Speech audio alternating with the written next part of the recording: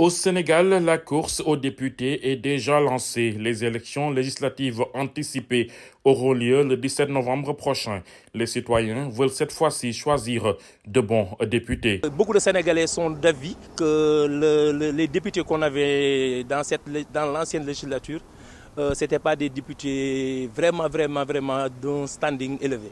Donc on a eu à voir des députés qui se battaient à l'Assemblée, des députés qui balançaient des noms d'oiseaux à tout bout de champ. Et je pense que ce n'est pas une bonne image pour la démocratie de notre pays. Et c'est bien qu'il ait dissous cette Assemblée.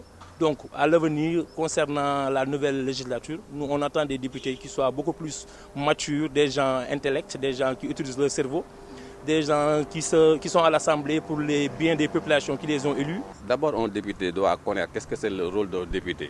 Un député, il faut d'abord les former dans les partis politiques. À l'époque, il y avait des écoles. Donc, un député doit connaître son rôle véritablement. Il faut qu'il aille à l'Assemblée. C'est pour le peuple d'abord, avant la coalition, ni encore un parti politique. Donc, le député doit faire véritablement son rôle, au détriment d'un parti politique ou d'une coalition. Voilà, donc il nous faut des hommes qu'il faut, à la place qu'il faut, c'est tout court. Pour 2024, les avis sont partagés sur qui donner la majorité parlementaire. Pour certains, le président en a besoin pour gouverner, mais pour d'autres, ce serait un choix risqué. Dans une démocratie normale, il n'est pas préférable de donner la majorité parlementaire au président. Maintenant, dans nos types de démocratie, dans nos types de pays, confier la majorité aussi à l'opposition serait source de blocage. Parce qu'on sera confronté à une situation où tout ce que l'exécutif aura à proposer, ils vont le rejeter. Donc voilà, moi je suis d'avis pour qu'on essaie d'équilibrer les forces.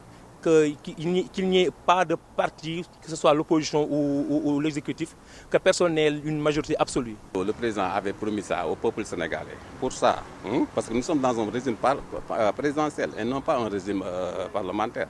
Donc le président a besoin d'une majorité pour parachever ce qu'il voulait, ce qu'il avait promis. Donc il faut cette majorité.